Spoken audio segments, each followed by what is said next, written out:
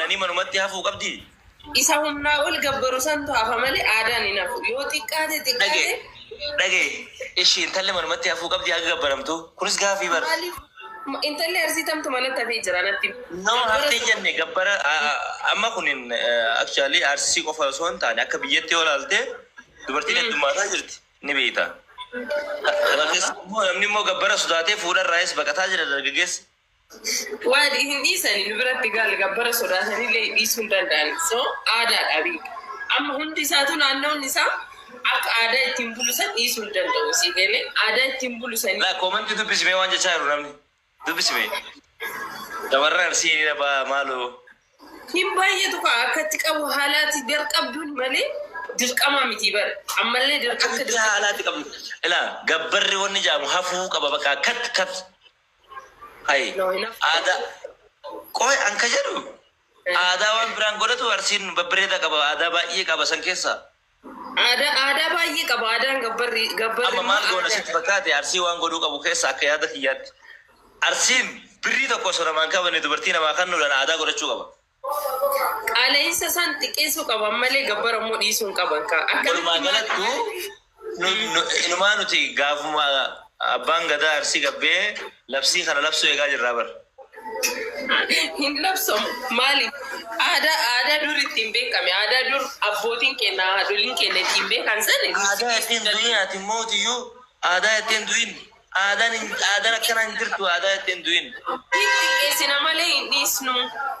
Waa dhagaye aadaan kanaa miti. Aku kamu, meko, guys, meko namni dibbi tak kecil tak pun. Aku kamu itu komen tu pada, please. Wallahi wanita tu wanita seriously. Komen tidak bisa aku kamu. Jika ni erumu kamu, adan wan berapa kamu kamu? Aku kamu, hai, aku. Alida, berarti nasi Alida. Walah, temen jual. Hafun kamu. Ante idalli kata jadi berhasil ada apa? Hafun kamu jangan nilai. Warisi komen dong nyafu. Itu dah malu kamu ni.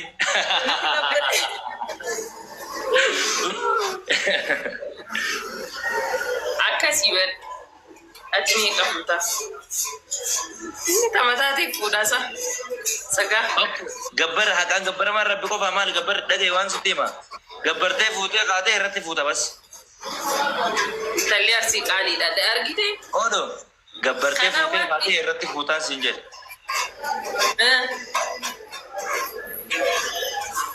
Itti dabalu maalidha kan itti dabalan kun? Gabbara? Gabbara bana. Yaa akkaat humnaati qabdu laallamee kan gabbaramu bas.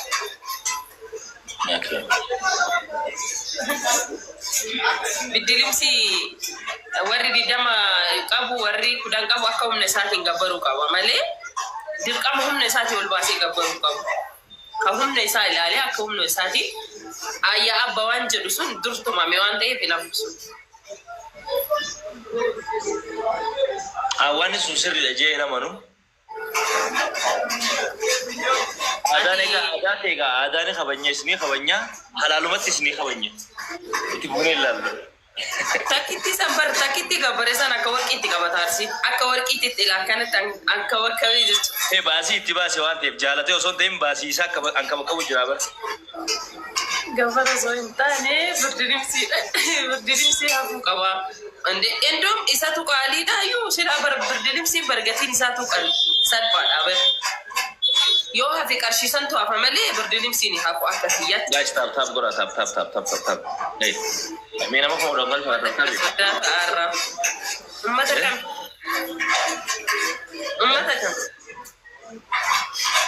Ummata kamin saudara. Ummata kamban.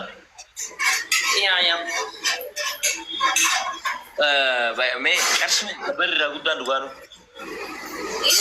Arshime ka gabbara qara. Irra guddaan. Qarshii jechuun fakkeenyaaf qarshii gosaatu jira. Kan gosaa sun yaa'u xiqqoo salphachuu qaba. Ka haadhaaf abbaa sun hafuu qaba. Kabaja ulfina waan ta'eef jechuudha. Gosa gabbartaa? Gosaalee waan kennamu jira bara. Gosa ishee. Malu family sirralle dabre gosa isiitiif. Eeka. Maal waan adda maaltu jira qoy? Yaa birrii gosaa isa jedhamu jira birrii gosaa. Qoy waan gandi eega ishii dhalee isiin guddisee bishiitetti uwwisee hunda kafaltee fuute jechuudha. Akkuma ishii fudhatanii birrii gosaa isa jedhamu jira gosa araarsuudha. Birrii intalli tan gosaati barnu biratti. Intalli tan abbaa fi haadha qofaa miti. Intalli tan gosaati. Qoy birdilibsiin tun dirridhaan dhufti maal farsitti mana birdilibsiin banadhu. Yaada biizinasii ajaa'iba.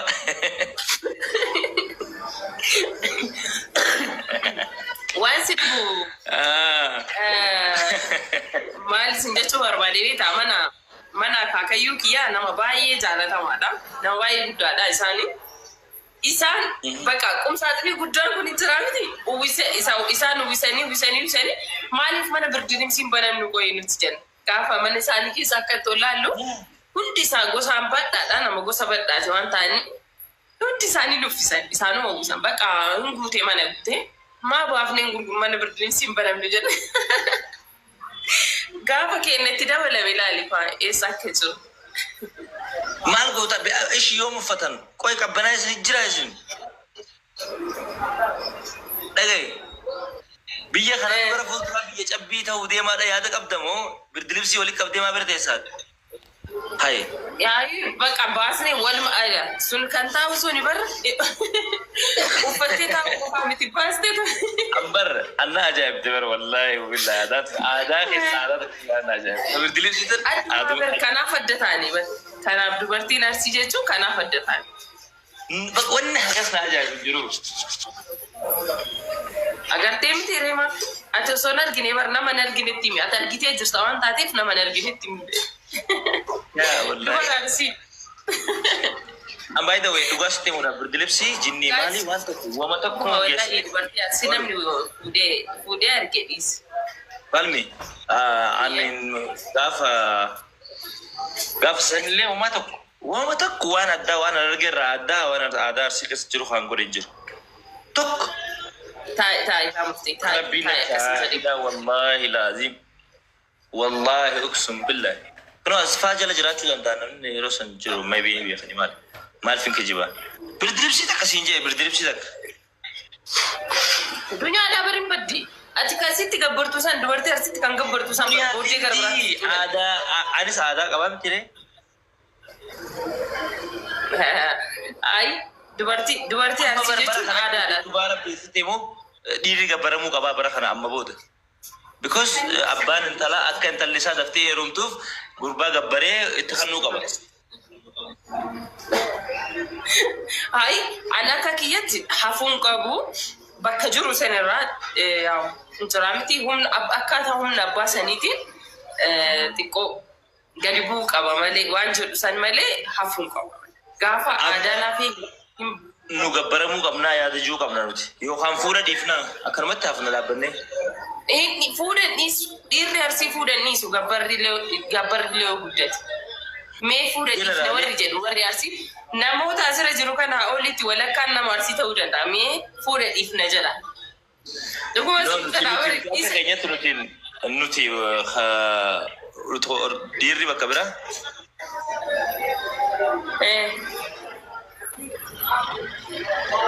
Nuti dhiirri bakka biraa gabbarreen fuunuu ni dhiifna maleedha. Fuudhan dhiisan haguma humna qaban sanitti hin gabbaran malee fuudhan dhiisan.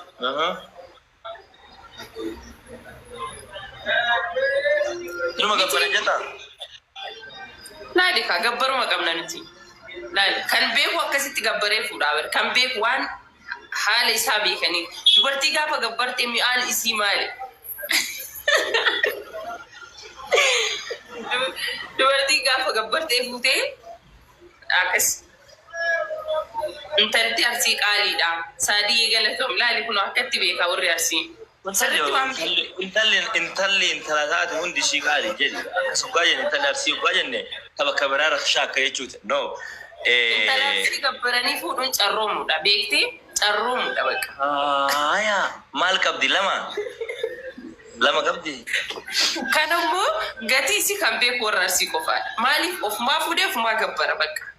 Alhamdulillah jennatu waan tokko tokkotti. Wallahi dhugaadha. Bifa salphaatiin aadaa san garsiistee aadaa san balleessuu dhiistee kaatee aadaa saniin gaafa fuute bareeda bakka. Sirriitti. Malee intala fuutee kaatee. Dhagay gabbartee kaatee ganaa masruuf ittiin kennitu akkaawuntii isheerra maallee hin galchitu ishiitu if danda'a. Mee waa tokko si gaafadha waa tokko qofaa. Meeshaadhuma tokkoyyuu bitatteeti kan gatii qaaliitiin bitatteetu sitti tolamoo kan gatii rikkaashumaan dhadhee fiddeetu sitti tolamee natti. Wanni gaarii gaafa gatii mi'aadhaan bittee iyyuu ilaali. Wanni rakasha ta'e rakashu. Wanni gatii qaaliidhaan bitte qaalima jechuudha. Wanuma qaalii gatii qaaliitiin bitaa wal. Laal akkas miti dhagee. Sun akkami beektaa bakka itti argamullee inni murteessa. Gabbaruma qabda jedha laala. Agartee ijoolleen asii gabbaruma qabda. Toba. Agartee ijoolleen asii akkas. Wanni gurguratan looni sangaa gabbisanii qaba. Nun amma akka argetti warri maatiin keenya loon gabbisee gabaa geessee gurgurata malee intala isaan gurguratu. Keem. Laal. Maal jetti Saroosii? Maal jechuudha arrabsaa jirta? Wayi waan murtee arrabse ani qaaliidhaan jedhe dubartiin Arsii qaaliidha. Meeshaa qaalii maayyoo bittee namatti tola. Hanga dhumaa jechuudha. La meeshaa yoo ta'e bitadhee mana haadha bitadhuu jee gabbara mana hin jeen.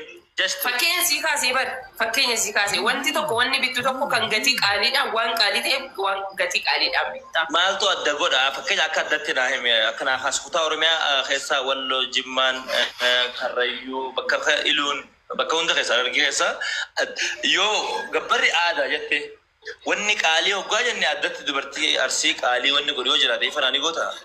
Keessa beekamu. Meeshaa fakkeenya fudhe malee dubaraan walitti hin fidne. Fakkeenya dubartii Arsii qaalii waan jiru tokko waan argeef si gaafadhe.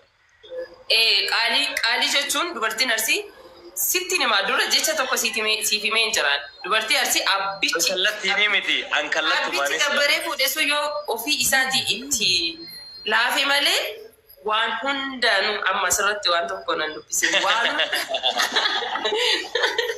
Agartanii laa guys deebii sirrii hin taane waan sirriitii miti agartanii. Waan hundaanuu tokkoffaadha beeka. Maal gabaasii maal mee fakkeenyaaf san keessaa tokko maal? Waanuma fuudhuuf saniyyuu jechuudha. Akkam maal waan fuudhuuf nyaata godhuu moo? Nyaata bilcheessuu moo akkamoo maal maal? Sabiyaa jechuudha. Waanuma hundaanuu jajjabdu saniif gatiin dabalti. Tala lafee. Okay, yoo akkas ta'e Arsiin maaliif lama sadii fuudhare? Lama sadii keessatti daa'imman isiin qabdu waan beekuuf. Hayi fakkittiinuu jajjabduudha jettee bara mala asitti afaan tokko keessa kaan diraas asir mila sattamchi. Arsii qofa daa'ii silaa yoo qoyi. Itti baay'ata Arsii qofatti baay'ata. Arsitti ni baay'ata kun shuur ta'eetin si hima. Gabbarri maatii dubartii qofaa osoo hin taane maatii ilma dhiiraa sanis fayyada. Laal gatiis akkatti beeka. Warri sirriitti beeku akkatti koomentiin deebisaa jira. Warri gurmaa waan birrii baasee fayyadame. Laal inni qofa gabbaree na fuubal. Laali lachuu wal ilaalanii isteeppii erga inni gabbareellee isa birallee kan dhufutu jira sigalee maatii ishiillee kan baasutu jira. Uummanni kun wal kabajee wal jaallatee waan haganaa waliif kenna.